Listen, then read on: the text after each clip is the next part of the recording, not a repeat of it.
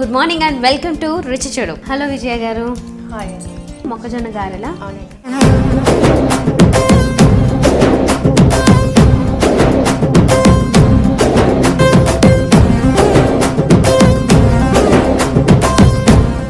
దీనికి కావాల్సిన ఇంగ్రీడియంట్స్ చెప్తారా? చెప్తాను. మొక్కజొన్న, ఎండుమిరపకాయలు, వెల్లుల్లిపాయ రెబ్బలు, తగినంత ఉప్పు, నూనె. సో మొక్కజొన్న గారెలకి కావాల్సిన ఇంగ్రీడియంట్స్ చూసాం కదా. నెక్స్ట్ ప్రాసెస్ చూద్దాం ఇప్పుడు. ఓకే, మరి ప్రాసెస్ ఎలా? ఫస్ట్ అండి ఈ మొక్కజొన్న ఇవి ఒలుచుకునేవి ఉంటాయి కదండి, ఈ గింజల్ని మిక్సీలో వేయాలి. ఫస్ట్ ఇవి వేసేసుకొని ఎండుమిర్చి వేసేసి, ఎక్కువ వేయకూడదండి, రెండు సరిపోతాయి, చాలా తక్కువ. ఇవి ఒక 2 రెబ్బలు వేసుకోవాలండి. వెల్లుల్లి కూడా 2 రెబ్బలు వేసేసుకోవాలి. ఇప్పుడు మొక్కజొన్న సరిపడా ఉప్పు వేసుకోవాలి. ఇవి ఏ సీడ్స్ తీసుకుంటే బెటర్? స్వీట్ కార్న్ వస్తుంది కదా, అది తీసుకోవచ్చా, మామూలుదే తీసుకోవాలా? స్వీట్ కార్న్ అయితే లూజ్గా అయిపోతుందండి, మామూలు అయితే కొంచెం పిండిలాగా గట్టిగా వస్తుంది. సో సాల్ట్ కూడా వేసేసి దీన్ని మిక్సీ చేయాలి. ఓకే, సో ఒకసారి సో మొక్కజొన్న గారెలకి ఇప్పుడు ప్రాసెస్ చూసాం కదా. అంటే ఇందులో ఏమేమి యాడ్ చేశారు అంటే కనుక మొక్కజొన్న యాజ్ ఇట్ ఈస్గా తీసుకోవాలి, 1 కప్పు వరకు తీసుకోండి. ఎక్కువ కారంగా లేకుండా ఉండాలి అనుకుంటే కనుక 2 ఎండుమిరపకాయలు సరిపోతాయి. దాంతోపాటుగానే కొంచెం ఉప్పు, ఒక 2-3 వెల్లుల్లి రెమ్మలు, ఇవన్నీ వేసేసి దీన్ని మిక్సీ చేయాలంట. మిక్సీ చేసిన తర్వాత పిండి రెడీ అవుతుంది. అది ఎలా ఉందో చూద్దాం, దాంతో ఏం చేస్తారనేది కూడా చూద్దాం ఇప్పుడు.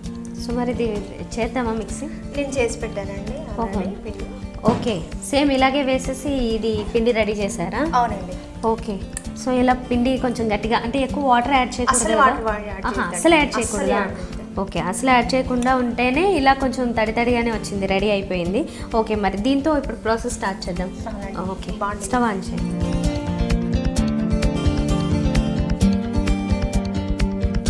ఇది డీప్ ఫ్రై చేసుకోవాలా? అవునండి.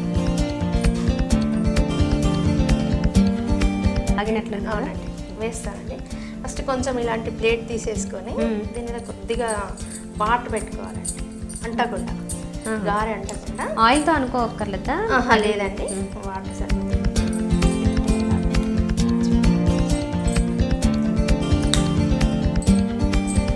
మీరు నిజంగా చెప్పినట్లు అంటే స్వీట్ కార్న్ అయితే నిజంగానే ఇంకా బాగా తడి అయిపోతుంది కదా. దాంట్లోనే వాటర్ ఉంటాయి కదా, ఎక్కువ ఉంటాయి.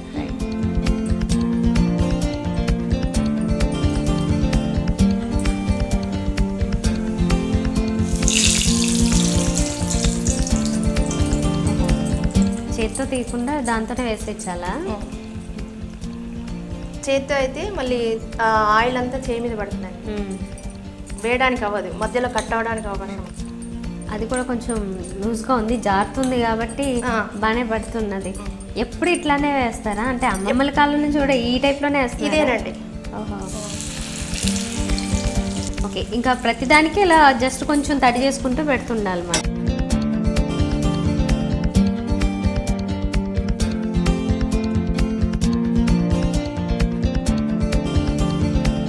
విజయ్ గారు, ఇది ఇవే సైజులో ఇలా చేసుకుంటేనే మంచిదా, లేదంటే ఎలా అయినా చేసుకోవచ్చా? లేదంటే ఎలాగైనా చేసుకోవచ్చు, పెద్దగా కూడా చేసుకోవచ్చు. ఓకే, సో కొంచెం పెద్దగానే చేసుకోవచ్చు, కానీ కొంచెం పల్చగా ఉండేలా చేసుకుంటే కనుక లోపల కొంచెం బాయిల్ అవ్వడానికి ఛాన్స్ ఉంటుంది, అంతే కదా? ఓకే, మరి ఇది మామూలుగా అయితే మీరు డైరెక్ట్గా ఇట్లానే సర్వ్ చేసుకుంటుంటారా? ఏదైనా చట్నీలు, సాసులు అలాంటివి ఏమైనా పెట్టుకుంటారా? లేదండి, ఇప్పుడు నేను పాలపడేయమని చెప్పాను కదా, దాంతో తీసుకుంటే బాగుంటాయి.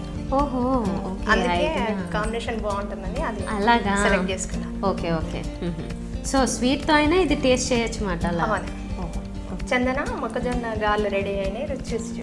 ఓకే, తప్పకుండా. వేడివేడిగా మొక్కజొన్న గారెలు రెడీ అయిపోయాయండి. టేస్ట్ చేసి చెప్తాను ఎలా ఉందో. ఆబ్వియస్లీ బాగుంటుంది, మంచి స్మెల్ వస్తుంది నిజంగా.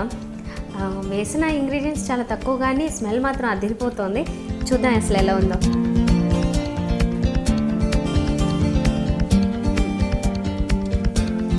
చాలా బాగుందండి, కమ్మగా అన్నాను కదా, కొంచెం స్వీట్గా కూడా కలిపి చాలా మంచి టేస్ట్ ఉంది. ఇంకా స్పైసీగా కావాలనుకుంటే కనుక మీరు ఇందాక చెప్పినట్లుగా ఆ 2 ఎండిరెమ్మలే కాకుండా ఇంకొంచెం ఎక్కువ వేసుకోవచ్చు. బట్ ఇలా అయితే మాత్రం చాలా పర్ఫెక్ట్గా ఉంది. అయితే ఆవిడ చెప్పినట్లుగా అంటే విజయ్ గారు చెప్పినట్లుగా మరి పాల పడియంతో తింటే ఎలా ఉంటుందో నాకైతే తెలియదు, కానీ ఇలా తింటే మాత్రం బాగుంది. తర్వాత అలా కూడా టేస్ట్ చేసి చెప్తే ఎలా ఉంటుందో. ప్రస్తుతానికైతే ఇలా చాలా బాగుంది, మీరు కూడా తప్పకుండా ట్రై చేసి చూడండి.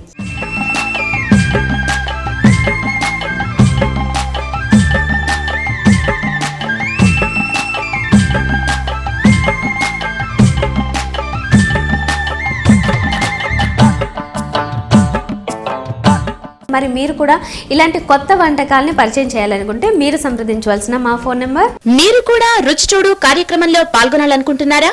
అయితే మీరు సంప్రదించాల్సిన ఫోన్ నంబర్ 9010230555. ఇది వాళ్ళ రుచి చూడు. రేపటి రుచుల్లో మళ్ళీ కలుద్దాం. అంటే దెన్ బై.